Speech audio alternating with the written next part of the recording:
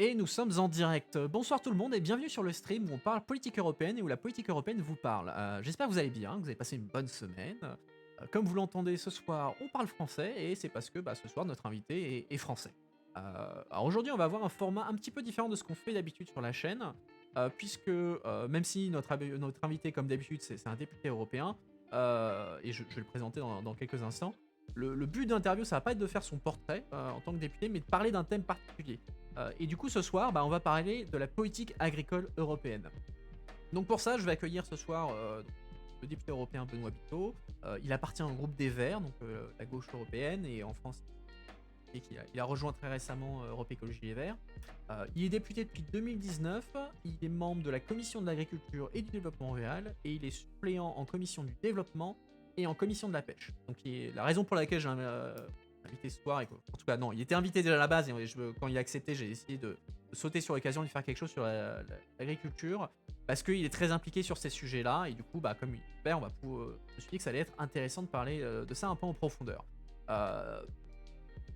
T'avais pas compris que c'était full pack, bah voilà, ce soir c'est full pack. Alors déjà, faisons un peu l'introduction, c'est quoi la politique agricole européenne? La politique agricole commune, PAC comme on l'appelle de son petit nom à Bruxelles, c'est une politique qui existe depuis 1962, et elle a été créée notamment sous l'impulsion de la France.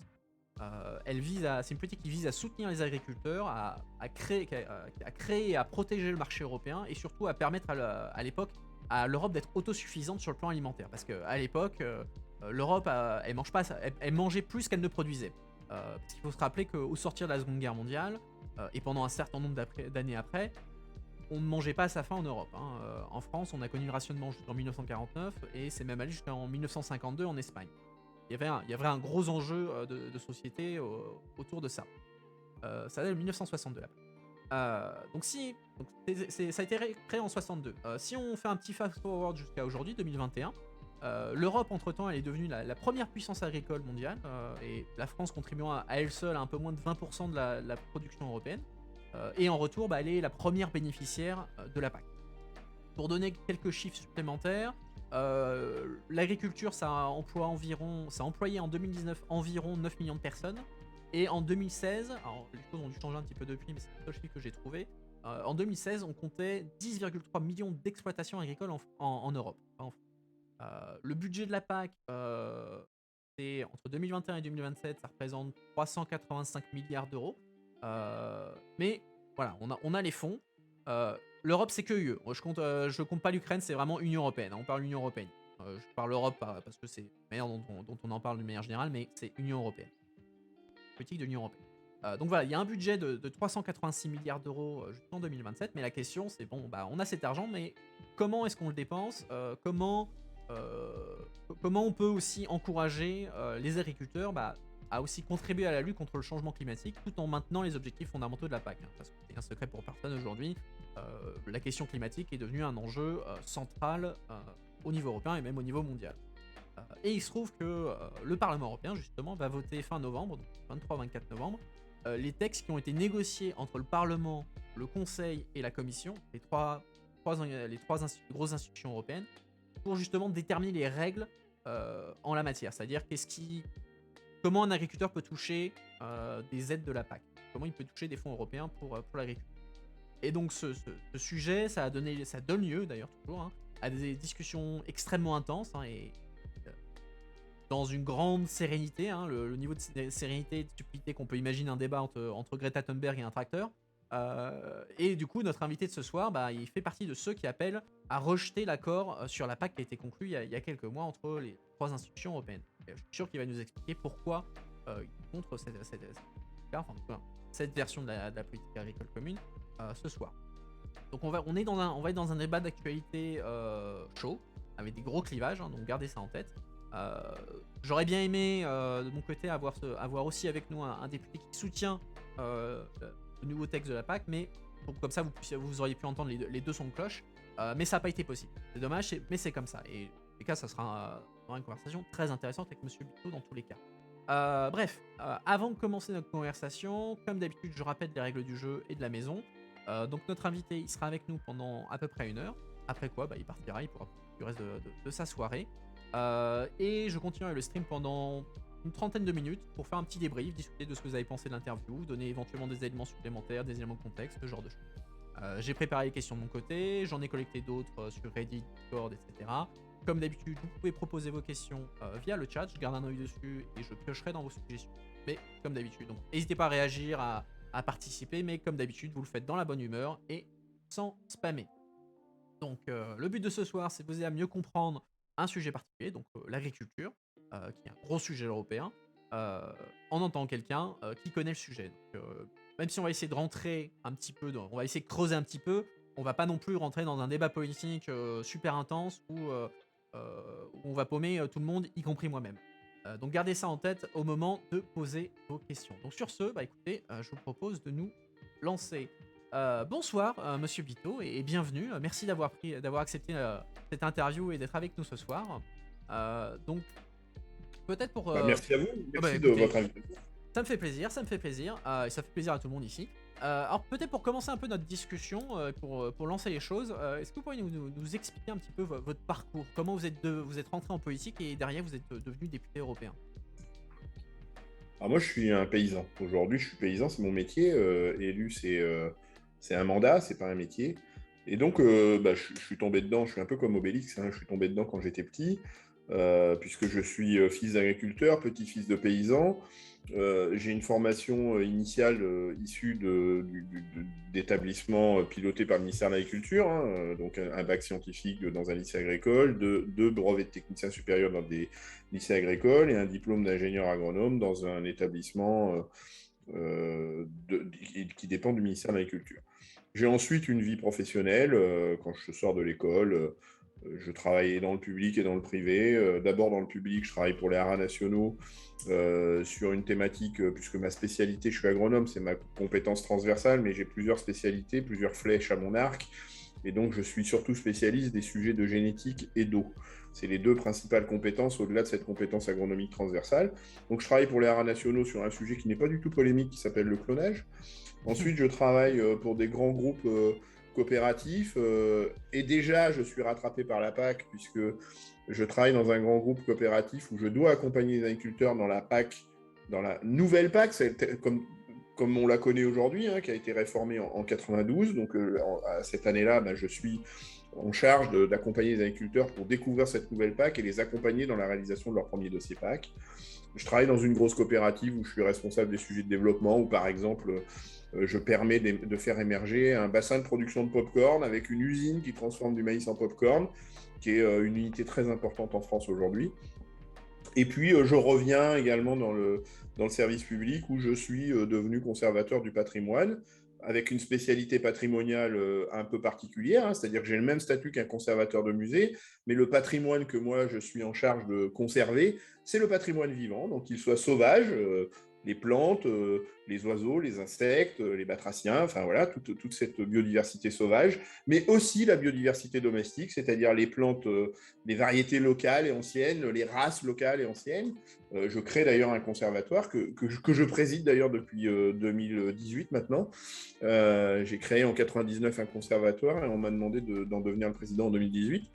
Et je travaille sur des dossiers emblématiques comme le Marais Poitevin, où on me demande de travailler sur la reconquête d'un label parc naturel régional sur le Marais Poitevin, par exemple.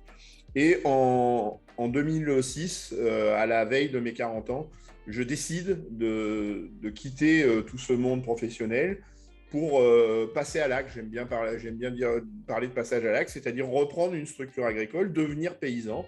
Et je m'appuie sur une structure très productiviste, très intensive, très industrielle, où je développe des logiques agroécologiques avec l'ambition de faire la démonstration qu'en partant de là, de cette structure industrielle, productiviste et intensive, en adoptant des logiques, en faisant référence à l'agroécologie, à l'agronomie, on peut retrouver une signification écologique aux pratiques agricoles, une signification sociale, mais aussi une signification économique dans un contexte où les agriculteurs ont ou en tout cas de plus en plus de mal à trouver un équilibre économique avec leurs activités professionnelles. Et donc, c'est un challenge intéressant.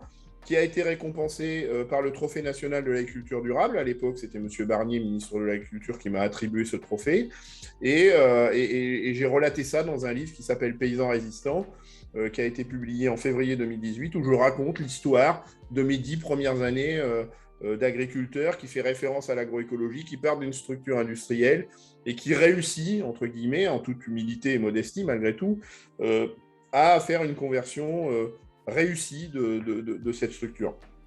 Et c'est ce qui m'amène à m'engager en politique. C'est-à-dire que parce que justement l'agriculture a besoin de se réinventer, parce que je peux m'appuyer sur ma propre expérience, à la fois mon bagage scientifique, technique, mais aussi sur l'expérience de cette reprise d'une ferme qui adopte des pratiques agroécologiques, que je m'autorise à m'engager dans une vie politique pour essayer de faire bouger les lignes politiques, les lignes des politiques publiques, de manière à accompagner les agriculteurs sur une voie qui leur permet à la fois de sortir des difficultés économiques qui sont les leurs, mais qui leur permet aussi d'engager l'agriculture sur une voie qui correspond aux attentes sociétales, qui correspond aux attentes citoyennes, avec des enjeux qui dépassent l'enjeu alimentaire de l'agriculture, c'est-à-dire une agriculture qui soit résiliente à l'égard de la thématique du climat, une agriculture qui n'est plus une activité qui participe à l'effondrement de la biodiversité, une agriculture qui préserve notre santé, une agriculture qui préserve des ressources vitales et fondamentales comme l'air qu'on respire à chaque instant ou l'eau qu'on met dans notre verre un peu tous les jours. Donc voilà, c'est ça l'histoire de mon engagement politique, cette volonté de s'appuyer sur des résultats factuellement pertinents pour essayer de faire avancer les politiques publiques vers l'accompagnement d'une agriculture qui saurait se réinventer. Et alors j'ai déjà en fait 2 fois la même question dans le chat, ils ont entendu que vous étiez décrit comme paysan, que vous avez eu une exploitation, ils vous demandaient qu'est-ce que vous produisiez sur votre exploitation.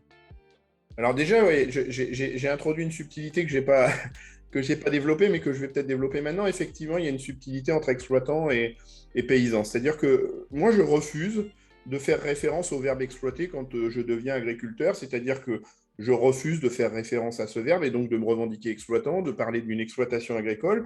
Moi, je considère que j'évolue sur une ferme et mes pratiques font plutôt référence à la coopération avec la vie. Et donc, cette coopération avec la vie fait que je me revendique paysan et non pas exploitant agricole.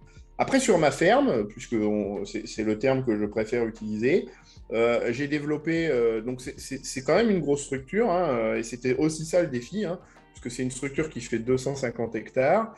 La moitié à peu près, 110 hectares, 120 hectares, sont dédiés à des grandes cultures qui sont tournées vers des productions exclusivement dédiées à l'alimentation humaine, autour de 17 ou 18 espèces différentes, donc des lentilles vertes, des lentilles corail, de l'épeautre, du blé, de l'engrain, du sarrasin pour faire de la farine, du maïs pour faire de la farine aussi, des pois verts pour faire des purées de pois cassés, des pois chiches, du tournesol pour faire de l'huile, de la cameline pour faire de l'huile. Donc 17 à 18 espèces différentes qui sont valorisées, pas exclusivement, mais en grande majorité par le réseau Biocoop, et le réseau Léa Nature qui propose des produits bio pour des chaînes des grandes surfaces. Et parce que je mobilise ces surfaces de grandes cultures sur des productions dédiées exclusivement à l'alimentation humaine et que je ne produis pas de graines ou de productions qui sont dédiées à l'alimentation animale, je développe sur les 110 hectares, 120 hectares qui restent, des activités d'élevage qui ne sont tournées que vers des élevages qui ne valorisent que de l'herbe. C'est-à-dire que la révolution que je propose sur mes activités d'élevage qui font référence à l'agroécologie, c'est de nourrir des herbivores avec de l'herbe, tout simplement. Et donc, sur ces espaces-là, c'est des prairies qui sont soit pâturées directement par des animaux qui, avec leur bouche, mangent de l'herbe, soit fauchées pour faire du foin, pour les nourrir en hiver, toujours avec de l'herbe.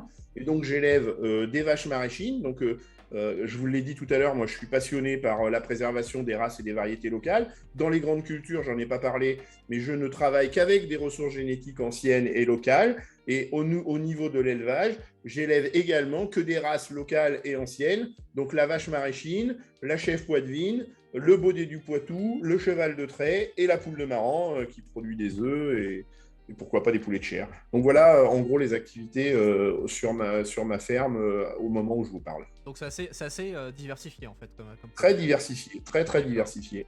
Alors, du coup, pour repartir du coup sur au niveau européen, donc vous m'avez entendu en introduction, je disais que la PAC c'est 386 milliards d'euros, ce qui représente une part non négligeable du budget européen. Alors maintenant, c'est une part du budget qui, qui devient descendante. À une époque, ça représentait quasiment les 2 tiers du budget européen. Mais du coup, une question qui m'avait été posée, c'est pourquoi est-ce que la politique agricole commune, elle a une telle importance pour l'Union européenne quand on compare ça à la contribution de l'agriculture à l'économie européenne dans son ensemble. C'est-à-dire que la contribution de l'agriculture au PIB européen, on est à environ 1,3% du PIB. Donc pourquoi est-ce que l'Europe consacre tant de moyens à la politique agricole? Et une critique qu'on entend souvent de la part d'autres États, c'est qu'en fait, la PAC, c'est une manière de subventionner l'agriculture des gros pays, notamment la France, parce que Oui. ça ne serait pas soutenable économiquement. Alors, vous l'avez dit tout à l'heure, hein, quand vous avez fait votre présentation, c'est-à-dire qu'il faut remonter à l'histoire, c'est-à-dire que si en 1962 on crée cette politique agricole commune, c'est qu'on sort d'une crise alimentaire sévère, issue de la Seconde Guerre mondiale, où il a fallu accompagner des transitions agricoles importantes, parce que la main-d'œuvre agricole avait été décimée sur les champs de bataille de la Seconde Guerre mondiale, et on avait du mal à relancer une activité agricole qui permette de satisfaire les besoins alimentaires de l'Union européenne. Et la sécurité alimentaire est clairement énoncée dans le traité de Rome. Donc, ça fait partie d'une priorité de l'Union européenne et c'est la raison pour laquelle ça a représenté effectivement un des budgets majeurs de l'Union européenne pendant des années. Donc, il faut se rappeler de ça. Il faut se rappeler qu'au moment où la politique agricole commune est arrivée, il y avait cette envie de retrouver cette sécurité alimentaire à l'échelon européen. Et donc, les moyens ont été mis sur la table pour soutenir cette ambition-là. Ce qui se passe en 92, j'ai parlé tout à l'heure de la réforme de la PAC qui conduit à la PAC telle qu'on la connaît aujourd'hui, c'est qu'on préfigure l'entrée sur le marché mondial, dans le cadre de l'Organisation mondiale du commerce, des denrées agricoles. Et le constat de l'entrée sur le marché mondial des denrées agricoles, c'est que les agriculteurs voient à commercialiser leur production agricole au cours mondial dans le cadre des accords de l'OMC qui en vérité vont être conclus en 1995, voient leurs revenus significativement baisser. Et donc cette PAC vient compenser les difficultés de revenus qu'ont les agriculteurs au moment de la mise en marché au cours mondial des productions agricoles. Et donc c'est ce qui explique le fait que cette politique agricole perfuse, le mot est fort, mais on peut dire ça comme ça, perfuse le revenu des agriculteurs. On a des données statistiques qui sortent des centres de gestion qui nous disent que en moyenne, un tiers du revenu des agriculteurs est réalisé par les aides publiques de la politique agricole commune, ce qui est considérable, avec des activités où c'est presque la totalité du revenu qui est liée aux aides publiques de la politique agricole commune. Donc c'est effectivement, vu de loin, quelque chose qui peut être surprenant, et c'est tout l'enjeu de réformer cette PAC, c'est-à-dire que est-ce qu'on peut, moi à mon tour je vous pose une question, mais est-ce qu'on peut continuer avec une politique agricole commune sur un enjeu qui est l'agriculture, où je le dis très clairement, l'enjeu il est alimentaire, mais il n'est pas que alimentaire. L'agriculture est une activité qui concerne aussi l'enjeu du climat, l'enjeu de la biodiversité, l'enjeu de la santé. Et donc, on peut peut-être imaginer continuer d'utiliser une enveloppe publique aussi importante que la politique agricole commune autour de ces activités agricoles, mais ne doit-on pas intégrer, au-delà du soutien du revenu des agriculteurs, la rémunération? Et là encore une fois, c'est de la sémantique, c'est comme quand je disais tout à l'heure paysans exploitants, la rémunération d'acteurs qui prendraient soin du climat, de la biodiversité, de notre santé. Et je pense que c'est ça le virage que doit prendre la politique agricole commune dans les prochaines années. Et du coup, là, quand les gens vous entendez mentionner que la PAC, les revenus de la PAC, ça représentait jusqu'à un tiers du revenu des agriculteurs, il y a quelqu'un dans le La chat. moyenne, c'est un tiers. La C'est moyenne, la c'est un tiers. moyenne. C'est-à-dire qu'il y en a, c'est 100% pour certains. Et du coup, la question c'est, mais est-ce que c'est pas un gros problème d'être à ce point dépendant d'être public et Bien sûr. pas d'être viable en soi d'un point de vue économique? Mais bien sûr, et c'est l'écueil un peu de cette PAC. C'est pour ça que moi je la dénonce et que je dis qu'il ne faut pas continuer sur cette voie-là. C'est-à-dire que cette PAC-là, perfuse des pratiques agricoles qui, si il n'y a pas ces aides publiques, ne peut pas être viable. Et donc, on doit utiliser cette enveloppe publique pour accompagner les transitions des pratiques agricoles pour que, justement, on retrouve autour de cette activité économique une viabilité qui fait que parce que quand je dis qu'un tiers des agriculteurs vivent avec moins de 350 € par mois, par exemple, c'est PAC intégré. Donc, on doit utiliser cette PAC pour accompagner la transition de l'agriculture vers des pratiques agricoles qui soient nettement plus rentables et qui fait que, quand on aura utilisé cette politique publique, on sort les agriculteurs de ces pratiques agricoles qui font qu'un tiers d'entre eux vit avec moins de 350 € par mois. Donc, c'est ça l'enjeu de cette politique agricole commune. C'est ça qu'on doit réussir à bâtir de manière à ce que les agriculteurs reviennent sur des revenus décents. Et c'est par exemple, et c'est pour ça qu'il y a un lien avec le climat et la biodiversité par exemple, c'est par exemple sortir d'une agriculture qui mobilise beaucoup d'intrants, ce qu'on appelle les intrants, c'est les pesticides, les engrais de synthèse, qui provoquent des coûts de production extrêmement importants, et c'est ce que j'ai fait sur ma ferme, c'est-à-dire que la rentabilité économique de mes pratiques, c'est que j'ai des coûts de production pour atteindre des niveaux de production élevés qui sont extrêmement faibles. Et ce qui reste dans le porte-monnaie de l'agriculteur, c'est le chiffre d'affaires moins ses coûts de production. Et donc, plus on affaiblit ses coûts de production, plus le revenu de l'agriculteur est élevé. Et donc, la politique agricole commune doit accompagner ces transitions vers des pratiques agricoles moins dépendantes des pesticides, moins dépendantes des engrais de synthèse, qui fait que les coûts de production s'effondrent et que le revenu des agriculteurs, en intégrant la PAC bien sûr, est cette fois décent et en tout cas en adéquation avec d'autres activités économiques qui ne sont pas des activités agricoles. Et rapidement, une autre question dans le chat. Que produisent les agriculteurs qui dépendent à 100% de la PAC? Qu'est-ce qu'ils produisent concrètement Alors, c'est très technique, c'est compliqué, mais globalement, les déshérités de la PAC ou les déshérités de ces politiques agricoles communes, c'est l'élevage. Et aujourd'hui, on continue de vouloir absolument exporter de la poudre de lait à vil prix vers les pays du Sud. On rémunère très peu les agriculteurs parce que le lait, par exemple, sur le cours mondial, c'est juste un désastre. Et malheureusement pour ces producteurs-là, quand ils ont payé leur coût de production, ou en tout cas, ils ont mobilisé tout le chiffre d'affaires pour satisfaire les coûts de production qu'ils ont pour produire un litre de lait. Et le seul revenu qui leur reste, c'est ce que leur donne la politique agricole commune. Donc, c'est cela qui arrive à des 100% de revenus liés à la PAC. Mais on a le problème aussi avec des céréaliers qui se retrouvent à avoir des coûts de production extrêmement élevés parce qu'ils utilisent beaucoup de pesticides, beaucoup d'engrais de synthèse. Ils ont un chiffre d'affaires qui est complètement absorbé par ces intrants et donc ces produits de synthèse qu'ils utilisent et qui deviennent des coûts de production. Et le seul revenu qui reste pour eux, c'est la politique, c'est les aides publiques de la PAC. Et du coup, pour en revenir à ces questions de l'importance de la PAC dans le budget européen, est-ce que vous pensez que la PAC aujourd'hui c'est une politique qui est surdimensionnée, encore une fois sur cette idée que c'est un truc de français, qu'en fait on achète la paix sociale des agriculteurs et en gros, pour reprendre un peu pour caricaturer un petit peu, c'est un secteur qui refuse de se moderniser pour justement devenir viable économiquement. Est-ce que Alors, surdimensionné, c'est pas le mot. Sujet franco-français, c'est pas complètement faux. Il y a deux entrées, il y a deux voies pour répondre à cette question. Surdimensionné, je ne pense pas. Parce que, comme je le disais tout à l'heure, il faut qu'on sorte on sorte l'agriculture d'une thématique agricolo-agricole. L'agriculture, c'est aussi un sujet du climat, c'est aussi un sujet de la biodiversité, c'est aussi un sujet de la santé. 70% des espaces tout autour de nous sont occupés par des activités agricoles.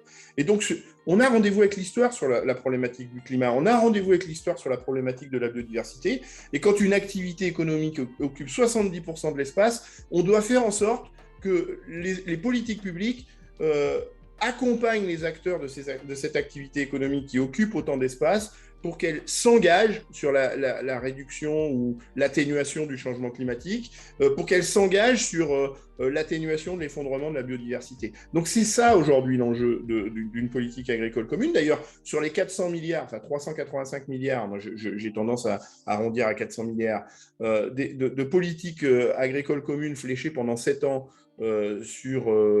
donc vers les activités agricoles, on affiche clairement la volonté de mettre 100 milliards de ces 400 milliards sur la thématique du climat. Donc, c'est un quart de l'enveloppe, un peu plus d'un quart de l'enveloppe, qui s'intéresse à la thématique climatique. Donc, on voit bien qu'on n'est plus sur un enjeu agricolo-agricole et alimentaire, mais sur un enjeu qui s'élargit. Et donc, dans ces conditions-là, je n'ai pas de difficulté, moi, à ce qu'on continue de mobiliser de l'argent public si, effectivement, l'agriculture s'engage radicalement dans ces logiques d'atténuation du changement climatique, de réduction de l'effondrement de la biodiversité et sur des thématiques sanitaires.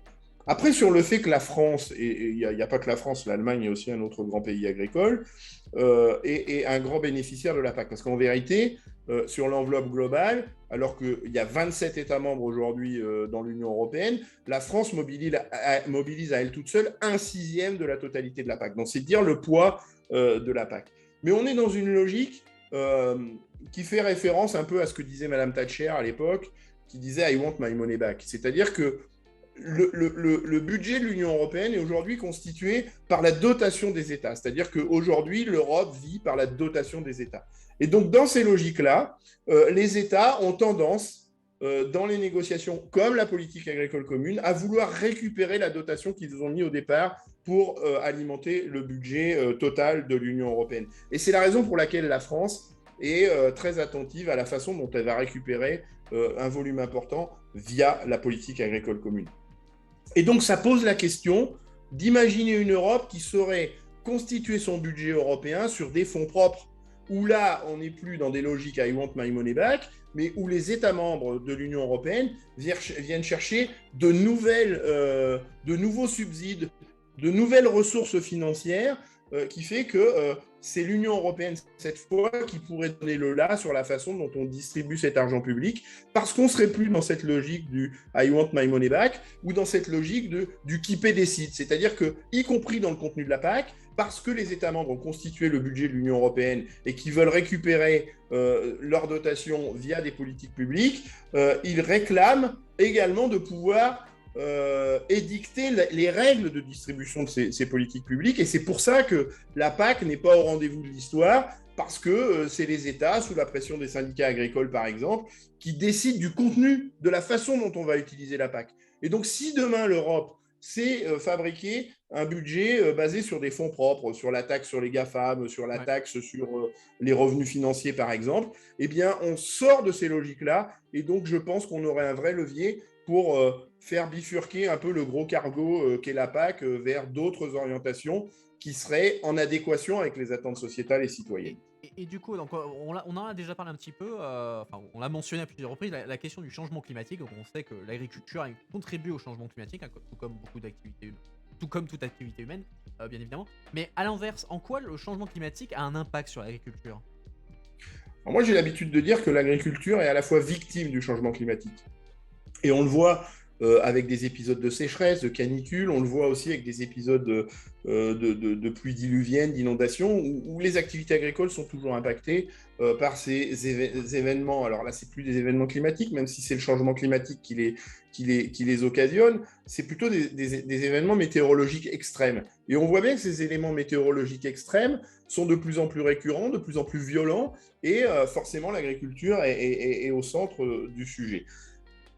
Mais l'agriculture est aussi coupable, et vous l'avez dit, de ce changement climatique. Et le mot est fort, c'est-à-dire qu'on montre souvent du doigt les activités de transport, mais l'agriculture est presque au même niveau d'émissions de gaz à effet de serre que les activités de transport. Et ce n'est pas les vaches qui pètent au milieu des prés, ce n'est pas ça le sujet. La problématique de la dépendance, du fait que l'agriculture est émettrice de beaucoup de gaz à effet de serre, c'est qu'elle est excessivement dépendante d'une ressource qui s'appelle le pétrole. Et à chaque fois qu'on extrait du pétrole pour satisfaire les pratiques agricoles qui sont actuellement utilisées par les agriculteurs, on émet beaucoup de gaz à effet de serre. C'est par exemple la fertilisation azotée. On retrouve des nitrates dans l'eau qui font des algues vertes en Bretagne, qui nécessitent qu'on utilise beaucoup d'argent public pour épurer l'eau une fois que ces nitrates sont arrivés dans l'eau, et dans l'eau potable en particulier. Mais ces nitrates, ils ont été utilisés par l'agriculture, et c'est des nitrates de synthèse qui mobilisent pour créer 1 kg de cet engrais azoté, 1,5 litre de pétrole pour faire 1 kg d'azote. Et sur des activités comme du blé, du maïs, du colza, quand on n'est pas en agriculture biologique, quand on est en agriculture qu'on appelle conventionnelle, on apporte entre 300 et 370 kilos, 200 à 270 kilos de cet azote sur ces cultures-là. Ce qui fait qu'avant même d'avoir tourné la clé du tracteur, on crée une dépendance au pétrole de 3 à 400 litres par hectare et par an. Et c'est là où ce modèle agricole va dans l'impasse, parce que bien sûr, il alimente le changement climatique, mais surtout les spécialistes du pétrole nous disent qu'en 2050, quand on sera 9,5 milliards de personnes à la surface de cette planète, il n'y aura plus de pétrole pour synthétiser de l'azote. Et donc, on doit réinventer une agriculture qui soit une agriculture de l'après-pétrole. C'est ça l'enjeu. Mais l'agriculture peut aussi être la solution au changement climatique. Je l'ai dit tout à l'heure, 60 à 70% des espaces sont utilisés par des activités agricoles et certaines activités agricoles sont plus propices à séquestrer les gaz à effet de serre que d'autres. Moi, sur ma structure, je fais souvent des allers-retours pour illustrer ce que je vous raconte avec ce que je fais moi sur ma ferme. Eh bien, moi qui suis éleveur, je suis sur des activités agricoles qui séquestrent beaucoup plus de gaz à effet de serre que je n'en émets. Tout simplement parce que j'ai pris soin, dans mes pratiques, de veiller à ce que les sols agricoles sur lesquels j'évolue soient des sols qui soient extrêmement efficaces sur leur faculté à séquestrer des gaz à effet de serre. Et donc, du coup, même si j'en émets un peu, parce que j'ai quelques animaux qui pètent au milieu des prairies, parce que j'utilise aussi un peu de gasoil pour mettre dans mon tracteur, les émissions que je fais sont très, très largement compensées par des pratiques agricoles qui séquestrent beaucoup de gaz à effet de serre. Et si je reviens avec la PAC, c'est que malheureusement, la PAC, telle qu'elle est aujourd'hui, ne soutient pas majoritairement les activités agricoles qui vont dans le sens de l'atténuation du changement climatique. Ce n'est pas moi qui le dis, c'est un rapport de la Cour des comptes qui a été publié là au printemps 2021 qui nous dit que la PAC n'est pas au rendez-vous de l'histoire par rapport au changement climatique et qui fait qu'aujourd'hui, les 100 milliards d'euros dont je vous ai parlé tout à l'heure sur les 400 milliards dédiés normalement à l'atténuation du changement climatique n'ont pas rempli leur rôle d'accompagnement d'une agriculture qui soit résiliente à l'égard du climat. Alors, du coup, on a compris que vous n'aimez pas la PAC actuelle, la PAC qui doit être potentiellement adoptée en novembre. Mais avant que vous nous expliquiez pourquoi vous l'aimez pas, on a compris un des enjeux de la réforme de la PAC, c'est la question de son verdissement. Comment prendre en compte les questions environnementales et climatiques dedans. Et au jour d'aujourd'hui, dans le projet de la PAC qui doit être voté, soumis au vote en novembre, quel type d'outils il y a dans cette PAC que vous probablement vous trouvez insuffisant, mais qu'est-ce qu'il y a déjà sur la table en matière d'outils pour verdir la PAC? Alors, la PAC est articulée en gros autour de deux piliers. Un premier pilier qu'on appelle les aides directes, c'est-à-dire les aides directes, c'est des enveloppes qui sont distribuées sans aucune conditionnalité. C'est-à-dire que ce que j'appelle la conditionnalité, c'est est-ce qu'on verse de l'argent à la condition de respecter des enjeux de biodiversité, de respecter la ressource en eau, de respecter le climat, la biodiversité. Enfin bon, on peut imaginer plein de paramètres de conditionnalité. Le premier pilier, qu'on appelle les aides directes, est distribué sans conditionnalité. C'est-à-dire que 80% de l'enveloppe, puisque ce premier pilier, c'est 80% de la PAC, jusque-là a été distribué sans conditionnalité. On a eu une tentative d'installer ce qu'on appelle le verdissement de la PAC en 2013 et de poser des règles de conditionnalité. Ce qui s'est passé, c'est qu'effectivement, il y a eu un affichage, une volonté, mais le cahier des charges de ce verdissement était tellement ridiculement bas que les agriculteurs, sans rien changer, ont continué de toucher les mêmes aides publiques et donc ont satisfait les règles de verdissement sans fondamentalement changer leurs pratiques. C'est pas moi qui le dis à nouveau, c'est la Cour des comptes européenne qui a fait une évaluation de cette politique de verdissement de la PAC mise en place en 2013 et qui nous dit que ces logiques de verdissement n'ont absolument rien changé sur l'évolution des pratiques agricoles parce que le cahier des charges n'était pas à la hauteur, la conditionnalité imaginée n'était pas à la hauteur de l'enjeu. Et donc, les agriculteurs, sans rien changer, ont verdi leur PAC. Moi, je ne connais pas un seul agriculteur en France qui n'a pas réussi à toucher les 30% liés au verdissement de la PAC. Dans celles qui arrivent, on n'appelle plus ça le verdissement, on appelle ça les éco-régimes. Et donc, ça voudrait dire qu'on devrait satisfaire des pratiques qui valideraient l'éco-régime et qui pourraient représenter 25% de ce premier pilier. C'est-à-dire que sur les 80% de la PAC qui sont constitués par le premier pilier, 25% de ces 80% seraient liés à une conditionnalité. Ça veut dire en creux que 75% sont toujours distribués sans aucune conditionnalité. Ça, c'est quand même ce qu'il faut retenir du message. Mais ces 25%, et c'est pas moi qui le dis encore, c'est le ministre de l'Agriculture, Julien Normandie, qui le dit dans une interview qu'il a donnée à plein champ. Il dit qu'avec les éco-régimes tels qu'ils sont imaginés aujourd'hui, tels que le cahier des charges est imaginé, fait que 80% des agriculteurs environ vont valider l'éco-régime, donc les 25% qui manquent à ces aides du premier pilier, pour réussir donc ils vont pas être impactés par l'émergence de cet éco-régime. Je vous donne un exemple d'un éco-régime, c'est haute valeur environnementale. Haute valeur environnementale, c'est un label qui a été imaginé par le syndicat majoritaire qui s'appelle la FNSEA, qui prétend être un label environnemental. Je dois vous expliquer, c'est très rapide, comment est-ce qu'on atteint une labellisation HVE. Il suffit de mettre 10% de ces surfaces dans ce qu'on appelle les surfaces d'intérêt écologique. C'est-à-dire, on met des haies en périphérie de ces parcelles, et comme on est sur le périmètre, ça fait vite beaucoup de surface, et donc les 10% de surface d'intérêt écologique sont très vite atteints, et en règle générale, les agriculteurs, avec les pratiques qui sont les leurs aujourd'hui, ont ces 10% de surface d'intérêt écologique sur leur structure. Il suffit qu'ils aient une mare, une haie par là, un bosquet ailleurs, et ils ont rapidement ces 10% de surface d'intérêt écologique. Et la seconde condition pour labelliser une structure HVE, c'est que moins de 30% du chiffre d'affaires réalisé par l'agriculture soit mobilisé sur ces fameux intrants dont je vous ai parlé tout à l'heure, donc les pesticides ou les engrais. Et la majorité des agriculteurs, et les viticulteurs par exemple, sont très très friands de ce label HVE, puisque en général, les viticulteurs font des gros chiffres d'affaires, et donc ils n'ont aucune difficulté à atteindre ce seuil de moins de 30% de leur chiffre d'affaires mobilisé sur des intrants. Et donc on voit bien que cet éco-régime est parfaitement accessible pour la très grande majorité des agriculteurs, parce que la marche pour atteindre un label HVE, par exemple, est très très facile. Je vous ai parlé des 80% du premier pilier. Il y a les 20% qui restent, qu'on appelle le second pilier, où là, tout est conditionné. C'est-à-dire que c'est cette enveloppe-là qui sert à financer ce qu'on appelle des mesures agro-environnementales, qui sert à financer l'agriculture biologique. Sauf qu'on a des ambitions élevées, on a une stratégie, par exemple, à l'échelon européen qui s'appelle de la ferme à la fourchette, où on veut réduire de 50% les pesticides à l'horizon 2030, de 20% les engrais de synthèse à l'horizon 2030, atteindre 25% des surfaces agricoles en bio à l'horizon 2030. Sauf qu'on n'a pas fait progresser ce budget. C'est-à-dire que le premier pilier qui va être déployé en 2023 est le même que celui qui avait été déployé en 2013, c'est-à-dire que l'enveloppe est la même.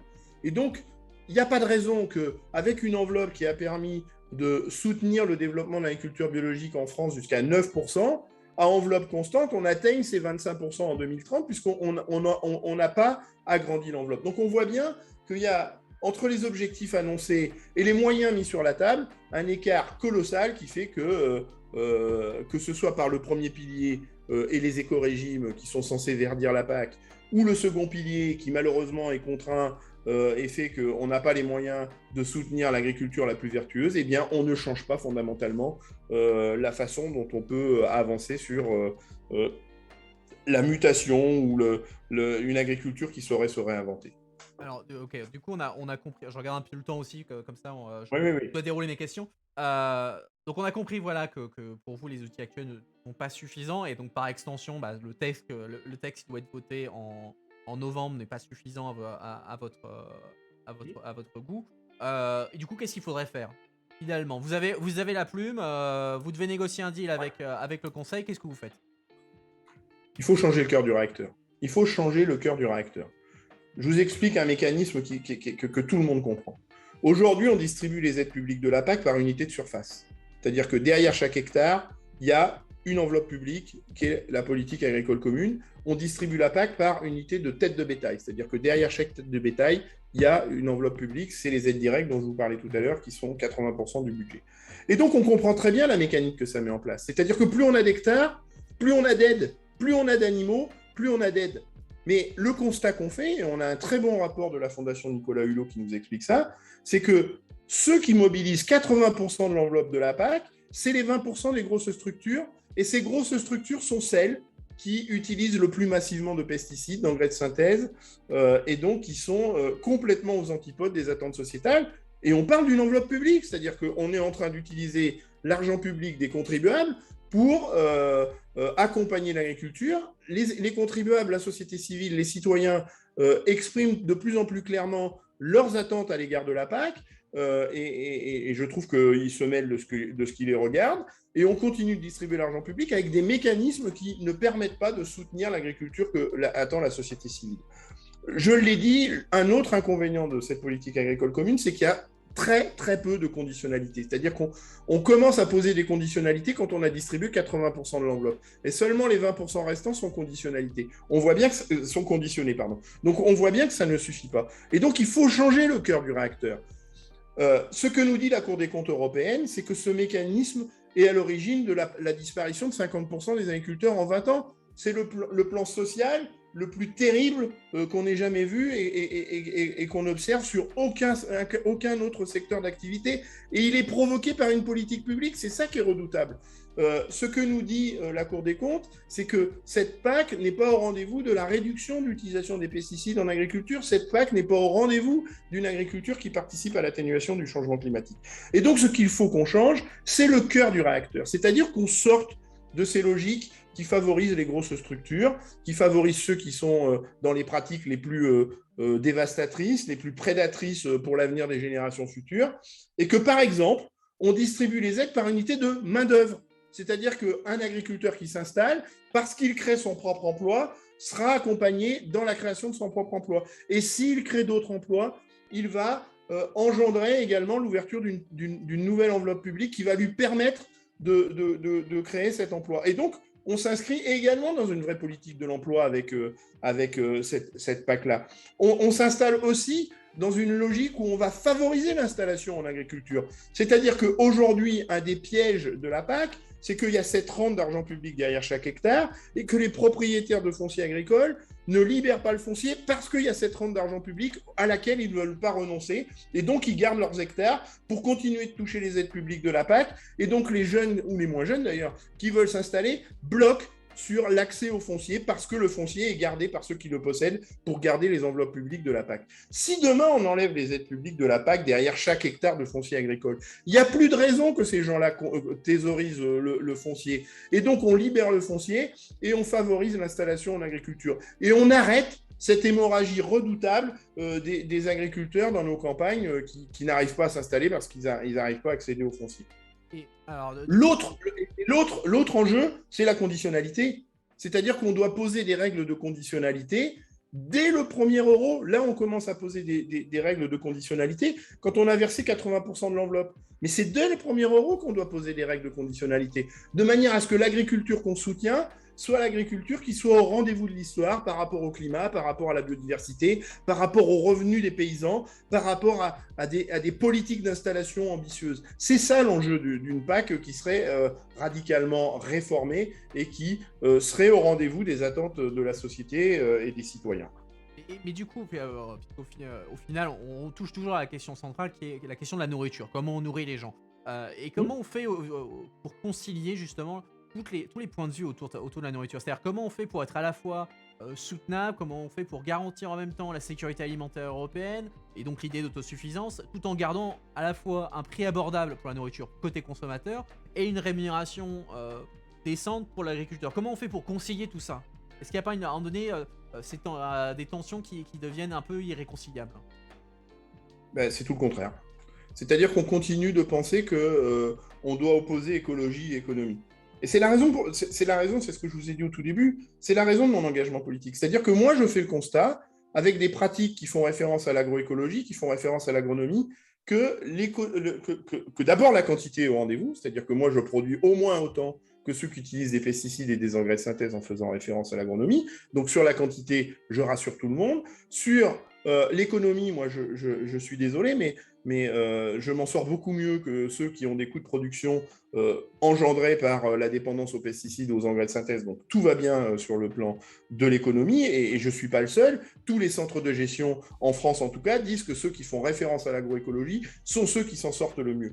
Donc sur les enjeux de souveraineté alimentaire, sur les enjeux de revenus des agriculteurs, une PAC réinventée telle que je le propose là règle ces problèmes-là. Il faut également revenir, parce qu'on dit l'agriculture est une activité compétitive qui gagne 6 ou 7 milliards d'euros, si je prends la France, dans la balance commerciale chaque année. C'est pas faux, mais il faut regarder dans le détail comment est constituée cette balance commerciale positive des activités agricoles. En vérité, on exporte certaines productions, du blé, du maïs par exemple, et on mobilise beaucoup de surfaces agricoles pour produire ces grains qu'on exporte au-delà de l'Europe, en tout cas de la France, mais aussi de l'Europe. Mais en réalité, parce qu'on a mobilisé toutes ces surfaces sur ces productions exportatrices, on a créé des dépendances avec d'autres enjeux. Et donc, par exemple, sur la protéine, eh bien, parce qu'on a mobilisé nos surfaces sur ces productions dédiées à l'exportation, on est extrêmement déficitaire en protéines et on doit importer massivement des protéines. Et les protéines, elles viennent d'où? Elles viennent de l'autre côté de l'Atlantique, en particulier de l'Afrique, de l'Amérique du Sud, ou même de l'Amérique tout court. Et donc, on a cette forte dépendance aux protéines qui est extrêmement problématique. Et cette importation de protéines contrebalance les exportations de céréales. C'est-à-dire qu'en vérité, quand on fait la balance exportation de céréales, importation de protéines, on a mis à plat la balance. Et donc, on n'a pas les 6 à 7 milliards qu'on annonce. Alors, d'où viennent ces 6 à 7 millions d'euros de balance commerciale favorable? C'est les produits de luxe. Enfin, ceux que moi, j'appelle les produits de luxe. C'est dans ma région le cognac, c'est dans ma région le Bordeaux, c'est dans des régions plus éloignées le Champagne, le Bourgogne. Voilà, c'est ça qui met de la balance commerciale positive. D'accord. Mais dans cette logique-là, juste pour élargir à nouveau au climat et à la biodiversité, dans cette logique-là, qui fait qu'on ne mobilise pas nos surfaces agricoles dans l'atteinte de notre souveraineté alimentaire, où on est encore dépendant des protéines, eh bien, quand on importe des protéines, on importe aussi de la déforestation. On importe aussi du dérèglement climatique, parce que le soja qu'on produit de l'autre côté de l'Atlantique, il est produit sur des zones où on a déforesté de la forêt amazonienne pour pouvoir disposer des surfaces nécessaires pour produire ce soja. Alors que si on arrêtait d'exporter du blé et du maïs et qu'on mobilisait nos surfaces pour produire nos propres protéines, eh bien, on n'aurait plus besoin de déforester en Amérique du Sud, et on reviendrait sur des logiques qui font effectivement référence à la souveraineté alimentaire. Alors, dans le chat, quelqu'un me demande si vous pouviez donner la source quand vous aviez indiqué que l'agroécologie était considérée comme une méthode viable de production agricole. Il y en a plein. Il y en a plein, mais on a surtout les compilations des données économiques des centres de gestion spécialisés dans l'agriculture en France, qui nous donnent régulièrement des bilans comptables, mais on a plein d'études qui sont disponibles, soit sur le site de la FAO, Food and Agriculture Organization. Là, il y a de la ressource en pagaille pour faire la démonstration que l'agroécologie, on a même des études des instituts de recherche français comme l'INRA maintenant il faut dire parce qu'il y a le E d'environnement derrière, Institut national de la recherche agronomique et environnementale, qui aujourd'hui a pondu des rapports sur l'intérêt de l'agroécologie, y compris économiquement parlant.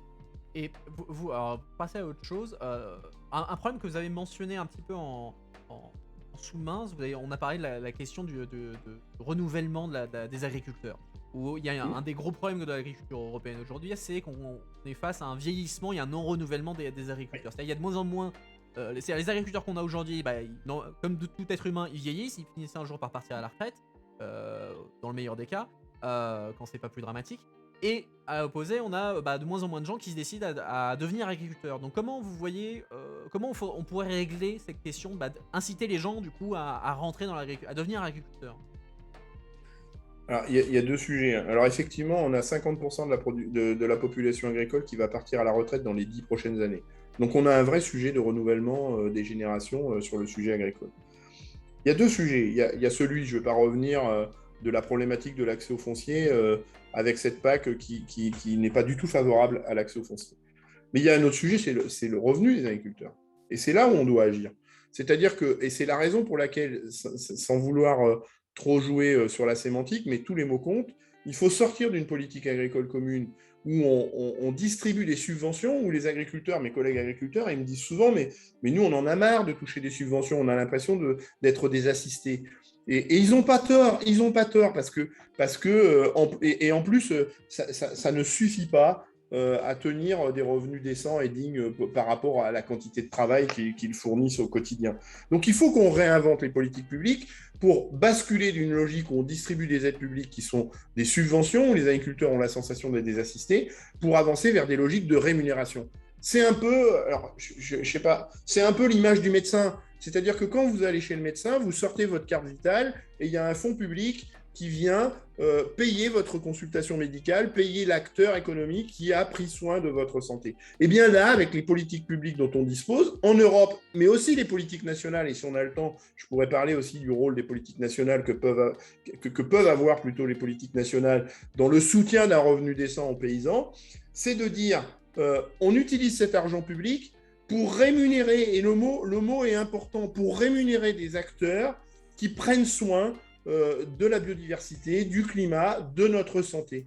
Et donc là, on les rémunère. Et leur seul outil de rémunération n'est plus uniquement la vente de leurs produits, mais une politique publique qui vise à rémunérer des acteurs qui prennent soin de l'intérêt commun.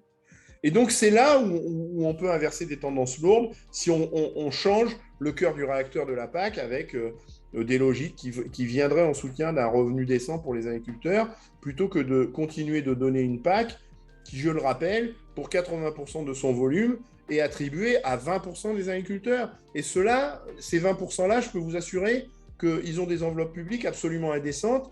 Et ce n'est pas ceux-là qui vivent avec moins de 350 € par mois, je vous rassure tout de suite. Donc, on a un vrai enjeu de partage de cette politique publique. Et le partage de cette politique publique, de cette enveloppe publique, doit être tourné vers des logiques qui permettent une rémunération digne et décente des producteurs. Et moi, je dis souvent qu'on doit y agréger les politiques publiques nationales. Je l'ai abordé rapidement tout à l'heure quand j'ai parlé des nitrates dans l'eau. Aujourd'hui, on a des politiques publiques curatives qui sont horriblement chères. Sur la problématique des pollutions de l'eau par les activités agricoles, on a un très bon rapport du Conseil général de l'écologie et du développement durable qui nous explique que chaque année, on doit mobiliser, en fonction des niveaux de pollution, entre 54 et 91 milliards d'euros d'argent public pour réparer la ressource qui a été souillée par des produits, qu'ils soient nitrates ou pesticides, utilisés en agriculture. Et ça n'est que les pollutions agricoles. Eh bien, qu'est-ce qui empêche une politique publique aujourd'hui de dire que c'est 54 à 91 milliards d'euros, qui représentent entre 5 et 9 fois la PAC. La PAC en France, c'est 10 milliards d'euros. Donc 54 à 91 milliards d'euros, c'est entre 5 et 9 fois la PAC. Qu'est-ce qui nous empêche, dans des politiques un peu courageuses, un peu audacieuses, de dire, voilà, on a cette enveloppe, au moins de 50 milliards d'euros, qui est dédiée à des politiques curatives. Eh bien, on arrête avec les politiques curatives et on déplace cette enveloppe dans des logiques de soutien de politiques préventives. C'est-à-dire qu'on dit aux agriculteurs, vous arrêtez d'utiliser des pesticides qui souillent la ressource en eau, vous arrêtez d'utiliser des nitrates qui souillent la ressource en eau, mais qui aussi participent au changement climatique, qui aussi participent à l'effondrement de la biodiversité. Et pour ça, on vous rémunère. On vous rémunère parce que vous prendrez soin de la ressource en eau. Et ça ne coûte pas un centime de plus en argent public, donc on ne demande pas un centime de plus aux contribuables. En revanche, on a une politique publique redéployée dans des solutions qui s'attaquent aux causes du problème et non pas aux conséquences, et qui règlent définitivement le problème et qui allument véritablement des cercles vertueux tout en proposant une rémunération décente aux agriculteurs parce qu'ils prendraient soin d'une ressource aussi vitale que la ressource en eau. Donc les solutions, elles existent. Il faut juste un peu d'audace et de courage politique pour avoir le courage justement de déplacer des politiques qui sont aujourd'hui tournées vers des réponses curatives pour les transférer vers des solutions d'anticipation et de prévention. Alors, on a beaucoup parlé de la PAC ce soir, mais il n'y a pas que la PAC dans la politique agricole. Donc, les gens ont déjà entendu parler de la PAC. Quand on parle de politique agricole européenne, on parle de la PAC aux 20h, etc. Mais est-ce que vous pourriez nous dire un peu qu'est-ce qu'il y a au-delà de la PAC? Si on met la PAC de côté, la politique agricole européenne, il reste quoi? Dans l'Europe ou dans l'Europe.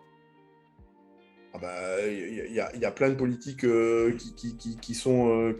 Donc là, on parle des politiques européennes, on est d'accord? Oui, bien sûr. On ne parle pas des politiques dédiées à l'agriculture.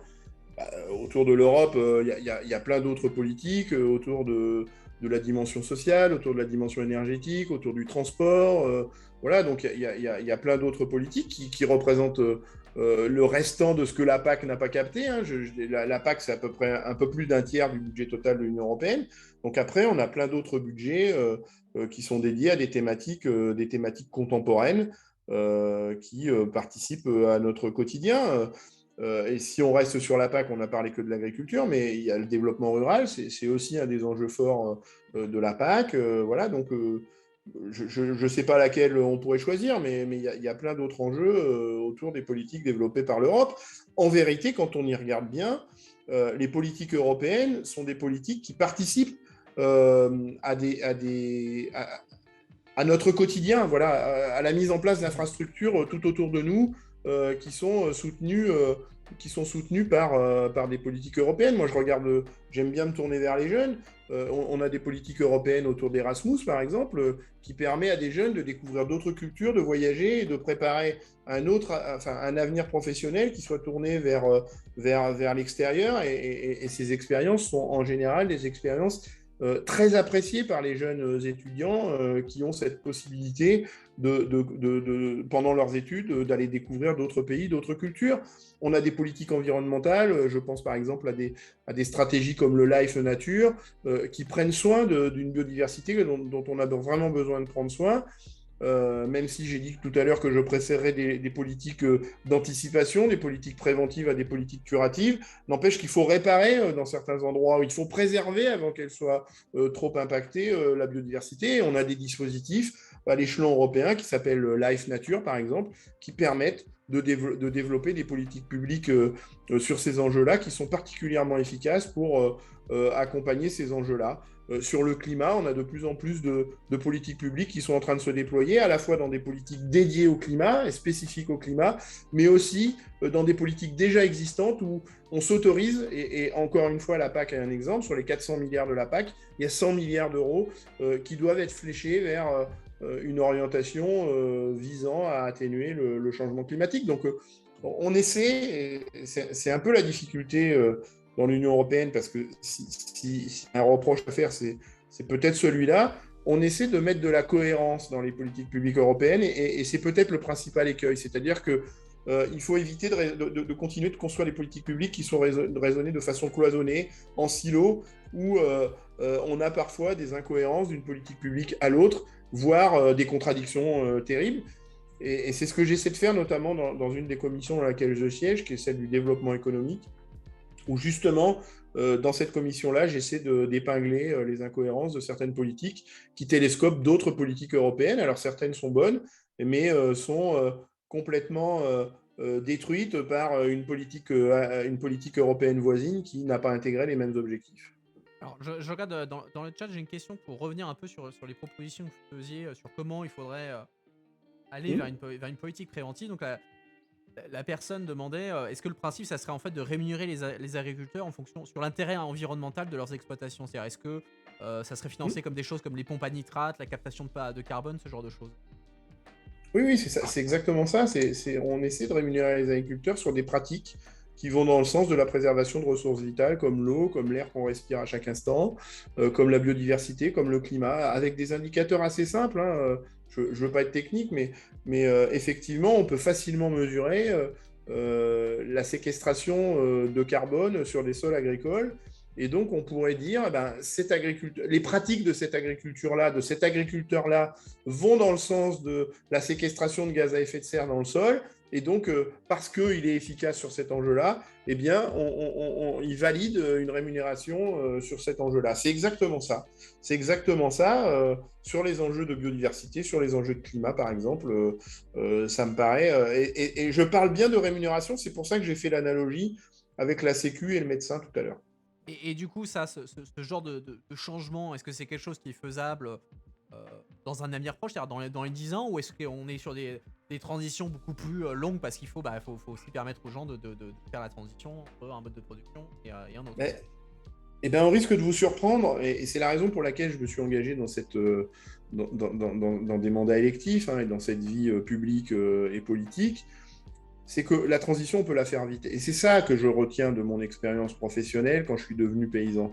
C'est-à-dire qu'elle peut se faire vite, et je vais même plus loin, elle doit se faire vite. C'est-à-dire que, non pas parce que il y a urgence, parce qu'il y a urgence et c'est une bonne raison pour faire vite, mais c'est parce que c'est aussi comme ça qu'on s'en sort le mieux. C'est-à-dire que plus on avance sur des solutions abouties, avec une multitude de réponses qui finalement sont toutes complémentaires, plus vite on sort d'un modèle qui n'est pas rentable, plus vite on sort d'un modèle qui n'est pas au rendez-vous du changement climatique ou de l'effondrement de la biodiversité, et mieux ça vaut. Et donc on peut changer vite. Et on doit changer vite parce que plus on change vite et plus c'est efficace. Et donc, c'est l'enjeu vous l'avez dit tout à l'heure, on doit voter la PAC le 23 ou le 24 novembre prochain. Et l'enjeu du combat ou de ce que j'essaie de faire pour éviter que cette PAC soit votée, pour essayer de la rejeter lors de ce vote au mois de novembre, c'est que si on ne la vote pas, cette PAC au mois de novembre, on doit repartir d'une feuille blanche. Et la PAC qu'on écrit en 2021, alors qu'en 2019, le Parlement européen a voté l'état d'urgence climatique, alors que le Parlement européen a voté au printemps 2021 la feuille de route pour le climat, alors qu'on a voté en juin 2021 la stratégie pour la biodiversité, alors qu'on va voter là, la semaine prochaine, la stratégie de la ferme à la fourchette dont je vous ai donné les enjeux sur la réduction des pesticides, des engrais de synthèse et la volonté de passer 25% des surfaces agricoles en bio. Alors que tout converge vers des politiques publiques qui vont vers le défi climatique et de la biodiversité, eh bien cette PAC qu'on écrirait en 2021 devrait intégrer tous ces éléments-là. Et elle serait forcément différente de la PAC qu'on nous propose de voter, qui a été écrite en 2017, à une époque où la prise de conscience autour de la biodiversité et du climat n'était pas aussi élevée que celle dont on dispose aujourd'hui. Eh bien, elle serait obligée d'intégrer ces éléments-là. Et on serait obligé également d'intégrer tous les enseignements des différents rapports de la Cour des comptes sur le climat, sur le renouvellement des générations, sur le revenu des agriculteurs, sur la biodiversité, sur l'eau. On a un rapport de la Cour des comptes il y a 2 jours là, sur la problématique de l'eau et de l'agriculture qui est absolument consternant. Eh bien, une PAC qu'on écrirait en 2021 devrait intégrer tous ces enseignements-là et serait forcément différente de celle qui est sur la table aujourd'hui et qui n'est pas au rendez-vous de l'histoire.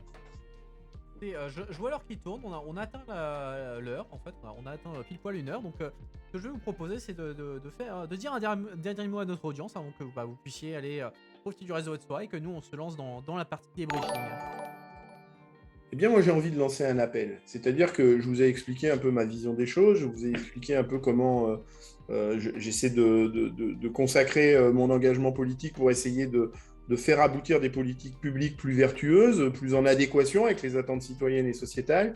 Mais même si je suis élu, j'ai besoin de vous. Nous avons besoin de vous. Nous avons besoin de la mobilisation citoyenne. Et pour faire tomber la PAC, comme je vous l'ai proposé en novembre prochain, eh bien, il faut que les citoyens qui se sentent concernés, que j'aurais peut-être convaincu avec le discours que j'ai donné ce soir, peuvent agir sur les députés pour les encourager à ne pas voter cette PAC et faire en sorte qu'effectivement, en 2021, on reparte d'une feuille blanche pour réécrire cette PAC. Et donc, je vais faire un peu de politique, mais nous, les élus verts au Parlement européen, on a mis sur le site des Verts au Parlement européen un dispositif qui s'appelle en anglais « Vote this cap down », faites tomber cette PAC. Et si chacun d'entre vous alimente ce dispositif par une signature, eh bien, on peut mettre la pression sur les autres députés qui seraient enclins à voter cette PAC. Et donc, si plusieurs dizaines de milliers, centaines de milliers de mails arrivent sur la boîte mail des députés qui demain, enfin au mois de novembre, c'est demain, devront appuyer sur le bouton pour valider ou pas la PAC, eh bien, si les citoyens s'expriment, si les citoyens expriment leur volonté de changer cette PAC parce que cette politique publique qui va durer 7 ans est déterminante à l'égard du climat et de la biodiversité et de notre santé, c'est très important. Eh bien, si les citoyens disent « nous, on veut une politique publique qui soit au rendez-vous de ces grands enjeux, qui soit au rendez-vous de l'histoire pour préparer l'avenir des générations futures, quand les scientifiques nous disent qu'on a moins de 10 ans pour changer de trajectoire, eh bien, je vous invite à nous aider, grâce à ce dispositif, à alerter les eurodéputés et leur dire il est urgent de changer cette PAC pour être au rendez-vous de l'histoire. Voilà, ça peut être ça mon mot de conclusion. Eh ben écoutez, merci beaucoup Benoît Biteau d'être venu avec nous ce soir pour parler de la politique agricole. Merci à Chat, vous. soyez sûr de le remercier. N'hésitez pas à le suivre sur les réseaux sociaux. Vous voyez son hâte Twitter juste sous le feed vidéo. Donc passez une bonne soirée, monsieur Biteau. Et chat, restez avec moi. On va rentrer dans le débriefing. Merci, moi je vous laisse du coup, je coupe ma connexion. Merci, bonne soirée. Merci, bonne soirée, merci de votre invitation. C'était super intéressant. Content que vous ayez apprécié. Merci beaucoup. Alors, ok, commençons un petit peu le débrief. Alors, hop, on fait un zoom, comme ça, on est entre nous, voilà, on est bien là, on est bien. Alors, est-ce que vous avez aimé l'interview? Déjà, commençons par les bases. Hein, c'est intéressant, enfin, voilà, il est clairement engagé, il connaît son sujet, avec sa moustache à la José Bové, on sent l'agriculteur, on sent le paysan impliqué dans le sujet. Alors, même si évidemment, voilà, il a un avis extrêmement tranché sur le sujet. Hein, j'ai déjà dit en introduction, on est sur des thèmes qui sont extrêmement clivants, pour ne pas dire autre chose. Mais voilà. Alors, voyons voir. J'ai pris mes petites notes. Alors, ah bah parfait. Tant mieux si ta coloc et toi vous avez adoré. C'est fait pour ça. Alors, moi j'ai pris mes petites notes et on va commenter tout ça. Alors, il a mentionné au tout début de l'interview, quand on parlait de l'origine de la PAC, il disait bah oui, il dit que la PAC ça a été créé en 1962, c'est vrai. Il disait oui, mais l'agriculture a été mentionnée dans le traité de Rome dès le début. Effectivement, c'est vrai.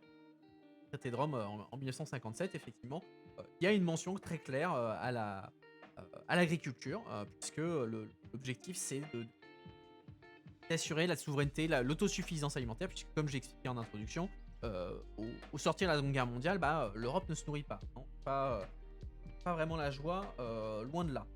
Et du coup, il y a eu cette inscription dans le traité de Rome, donc dans le traité constitutif de l'Union des communautés européennes, comme on les appelait à l'époque, cette mention de l'agriculture, mais il a fallu, une fois que le traité est signé, il a fallu mettre ça en place de manière assez concrète, et c'est pour ça qu'il a fallu attendre jusqu'en 1962 pour que la PAC, en tant que politique pratique, voit le jeu. Mais effectivement, dès le début des communautés européennes, l'agriculture était identifiée comme étant un sujet stratégique, un sujet extrêmement important, notamment sous l'influence de la France, et comme, comme d'autres États hein, qui européens à l'époque. Hein, l'Italie aussi était un gros pays agricole, l'Allemagne aussi. Il y avait un besoin de défendre et de protéger, de relancer leurs économies agricoles. Alors, il a parlé de la question du revenu des agriculteurs. Donc, il disait que un tiers des revenus en moyenne, un tiers du revenu des agriculteurs vient de la PAC, quand c'est pas plus à 100%, il disait.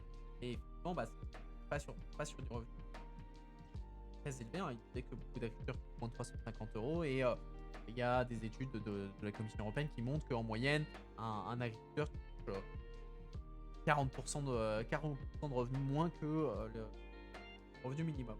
Et on n'est pas sur des...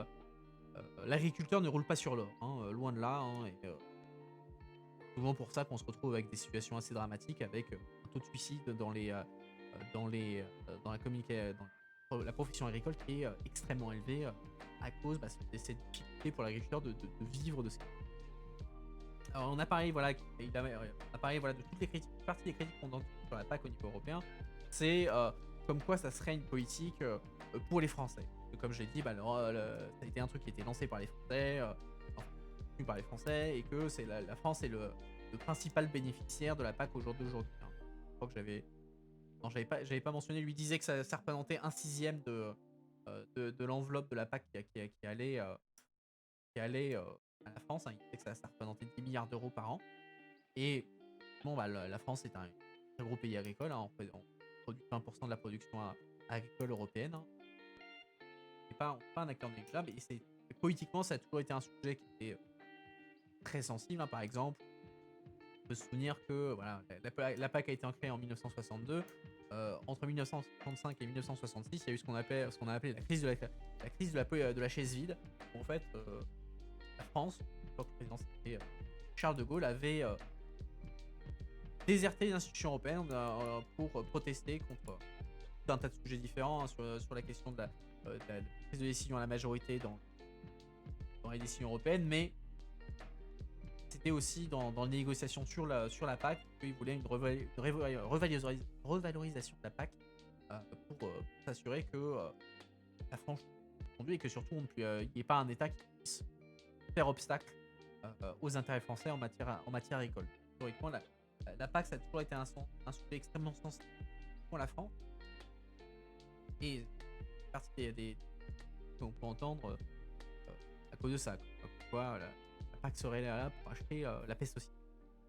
Qu'est-ce que j'ai d'autre? Alors on a fait un petit tour à un moment donné sur la question du budget européen en disant bah voilà aujourd'hui le budget européen ça représente que ça dépend d'une part des dotations d'État et on n'a pas ce qu'on appelle des ressources autonomes. Non, bah la grande majorité du budget européen c'est les dotations des États membres, c'est-à-dire c'est l'argent, c'est un chèque que la France, l'Allemagne, la Slovénie, enfin chaque État membre va faire à l'Union européenne pour alimenter le budget. Et ça donne des budgets qui sont relativement petits puisqu'on est en moyenne, enfin en moyenne, même par de droit, le budget européen, ça représente ça représente autour de 1% du PIB européen. Alors je crois que j'avais eu un fun fact d'ailleurs fait pendant le chat. Voilà, une comparaison que dans le chat un peu plus tôt, qui explique que voilà, le budget annuel de l'Union européenne, on est à 165 milliards d'euros par an. Hein. Et en comparaison, le budget français, c'est 643 milliards d'euros par an. Et les États-Unis, c'est 5500 milliards d'euros par an. Vous voyez, on se retrouve avec un budget européen qui représente à peine un sixième du budget français. Et une des raisons, bah, c'est parce que le budget est capé à 1%.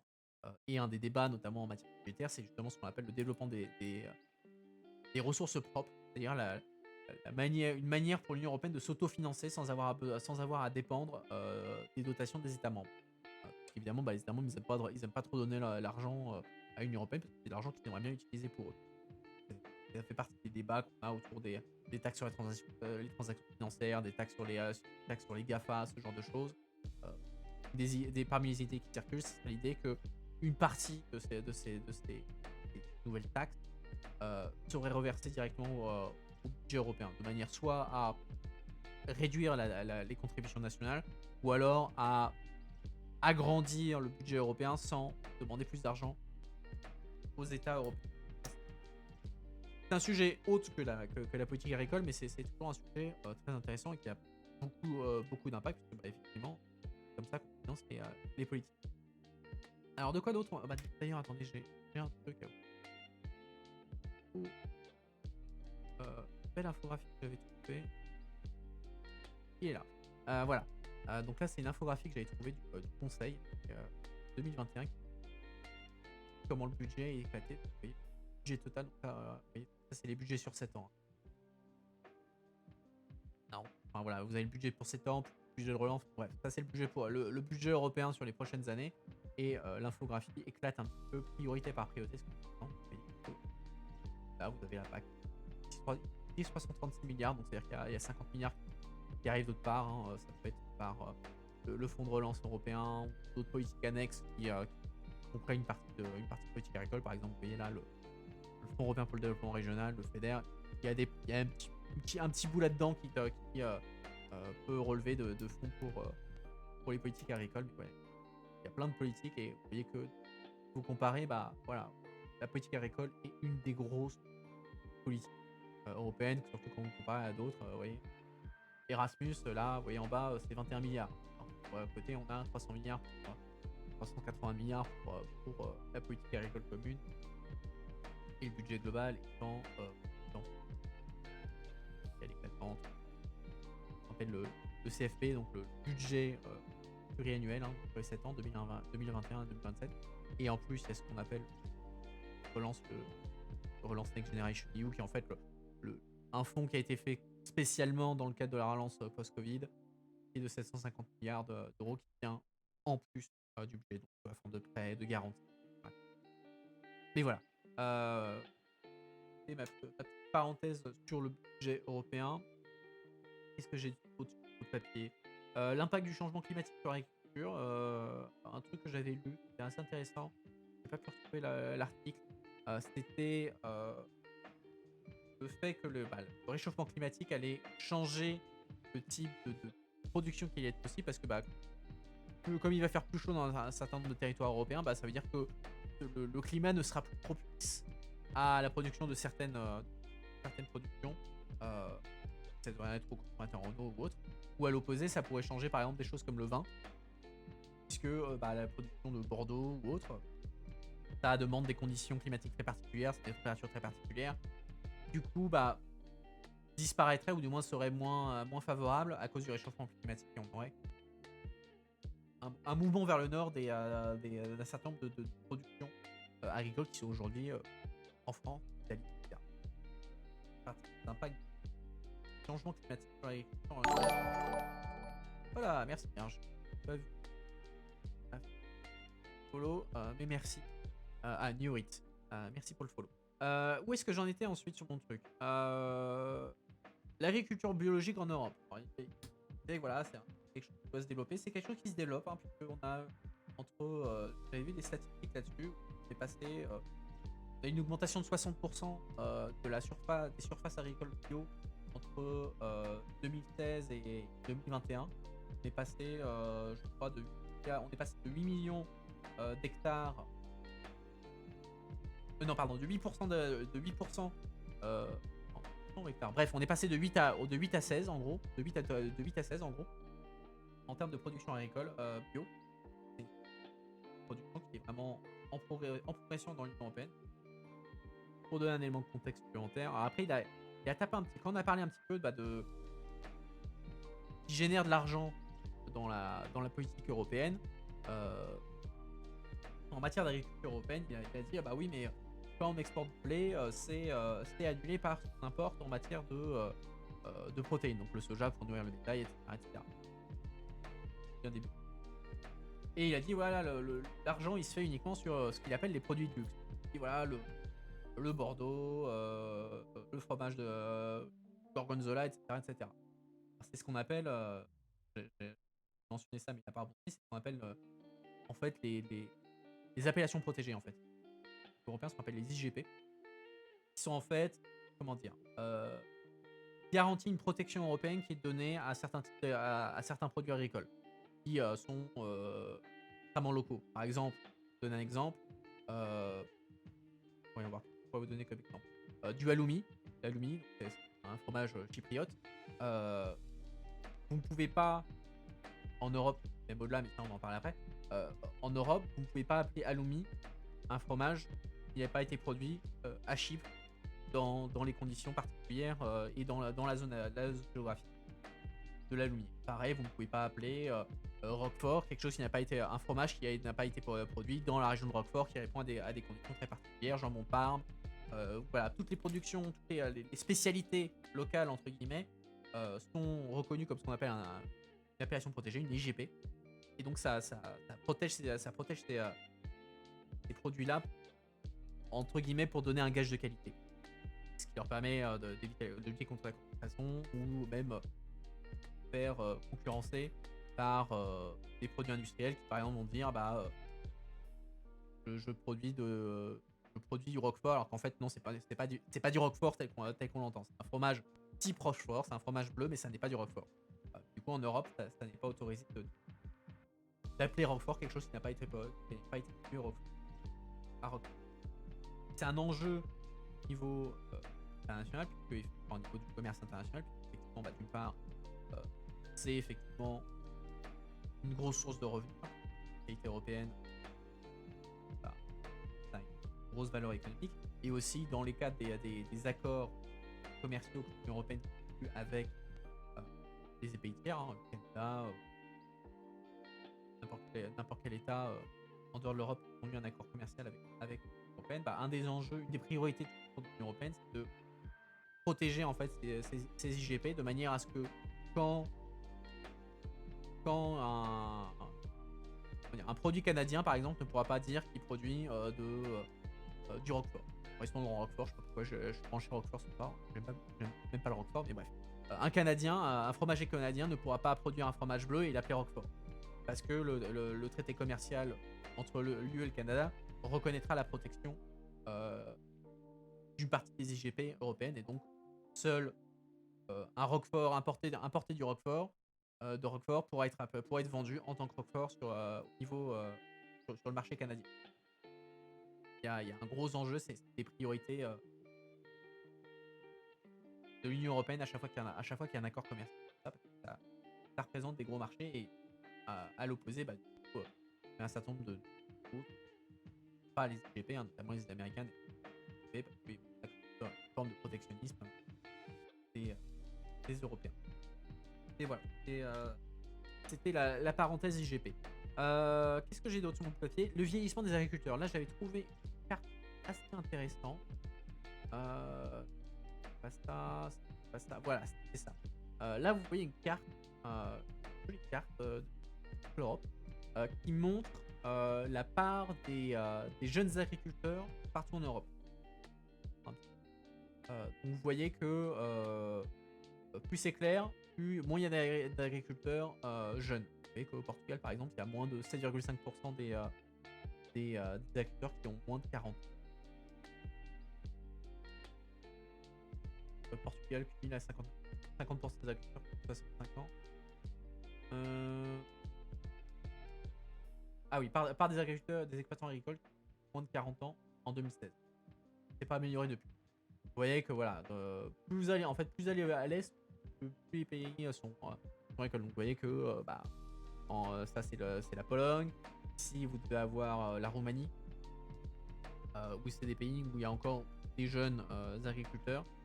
Mais sinon voilà, plus vous allez à l'ouest, plus ça se sud, plus ça devient des populations âgées. Comme il a dit lui-même, 50% je pense que 50% des agriculteurs européens, alors c'était européen ou français, bref, 50% des agriculteurs partiraient à la retraite dans les 10 ans. Qui pose effectivement quelques gros enjeux en matière de production alimentaire et d'agriculture. Bien évidemment, avec ensuite, sécurité alimentaire, etc.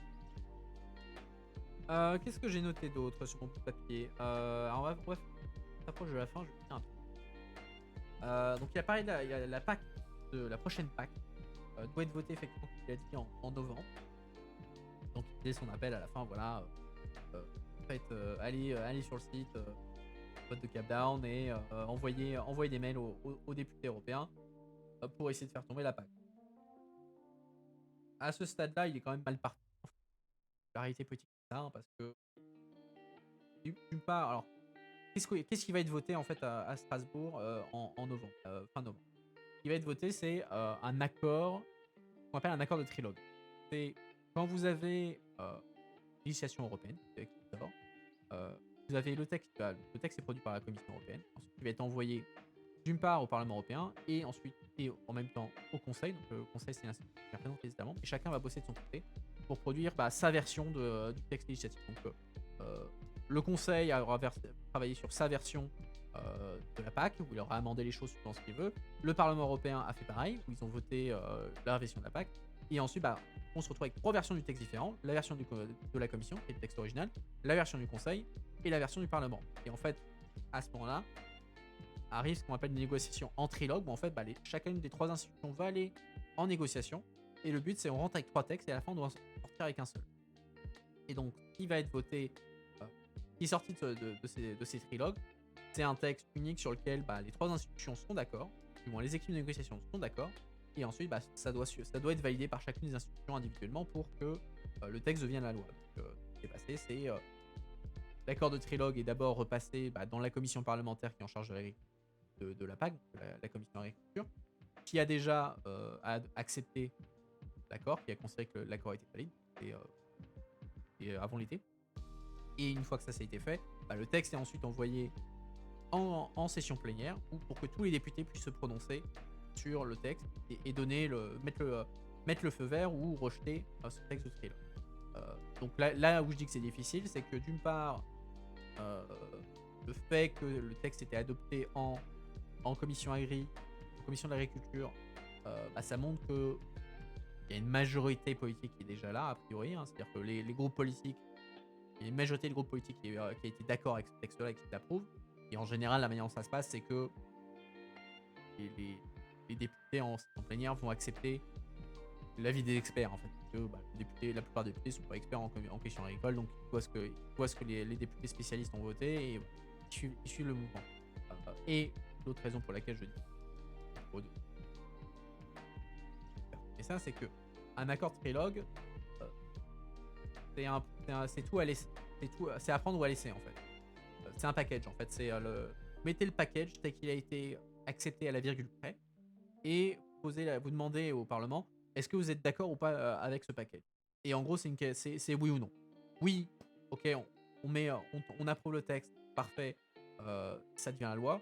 En revanche, si vous rejetez le texte, en fait, ça veut dire que vous rejetez toute la négociation qui a été faite et que vous repartez à la case départ. C'est-à-dire que vous devez recommencer de zéro tout le processus.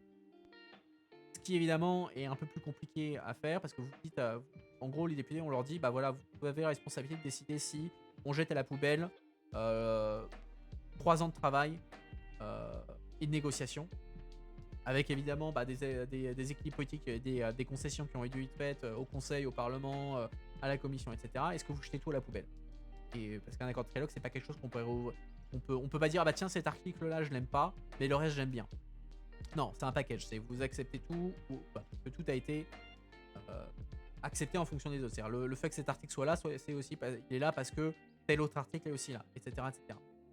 Ça rend rejeter un accord de trilogue, c'est rare, très rare, parce que les députés ont tendance à respecter le travail de négociation qui a été fait et parce que sinon on repart à la case départ, ça envoie un très mauvais signal politique, etc., etc. Après, il a parlé de la campagne d'emailing. Donc voilà, si vous trouvez aux députés, ça va changer la donne. Ça dépend très fortement. J'ai retrouvé des campagnes d'emailing, j'en ai reçu et pas qu'une. Ça dépend vraiment. Ça va avoir tendance à énerver les gens. Ça gonfle un peu les gens quand leur boîte mail est inondée de mails. Alors après, au bout, quand ils voient une tendance, quand ils reconnaissent une campagne d'emailing, ils créent un filtre dans la boîte Outlook et ça part dans les spams. Et aussi, en général, ça ne sert à convaincre que les convaincus. Parce que quelqu'un qui dans le cas présent, je veux dire, les députés qui sont à fond derrière la PAC, ils vont pas changer d'avis parce que ils ont reçu 100, 200 mails leur disant ah non, on n'aime pas la PAC. On va dire que ce genre de campagne, c'est efficace soit à l'approche d'élections européennes dans les mois qui viennent, ou alors sur certains groupes. En gros, ça marche sur les maillons faibles. C'est-à-dire qu'un groupe qui tient un texte ou vote contre un texte, mais bon, ça peut être politiquement un peu sensible pour eux vis-à-vis de leurs électeurs. Une campagne d'emailing massif, ça peut éventuellement faire pencher la balance. Ça reste rare. Moi, de mémoire, des campagnes de mails qui ont fait changer d'avis mon député, n'ont pas eu des masses. Hein. Mais encore une fois, c'est parce qu'aussi on n'était pas nécessairement dans les groupes politiques qui étaient le maillon faible des décisions. Mais voilà, c'était à peu près tout ce que j'avais à dire. Ouvert. Donc voilà, encore une fois, c'est un sujet qui est assez vivant. On a entendu un des deux points de vue. Malheureusement, on n'avait pas de député pour donner l'avis. Donc, ils soutiennent la PAC telle qu'elle va être votée en novembre. Mais bon, au moins, ça vous a donné quelques éléments sur les points de débat, etc. Et voilà, vous avez entendu un des points de vue. J'espère que vous avez trouvé ça intéressant. Et intéressant. Quelle va être la suite du programme? Donc, on n'a plus d'autres interviews pour cette semaine. Le prochain stream sera dimanche. Comme tous les dimanches, on fait la revue de presse européenne à 18h en français, à 20h en anglais. La semaine prochaine, j'aurai juste une interview en anglais avec un député espagnol Renew, centriste, Adrián Vázquez Lazara, mardi soir à 20h.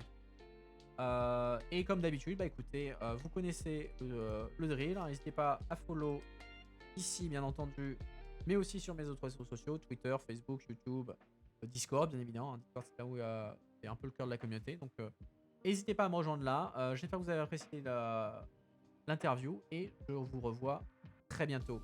À bientôt tout le monde.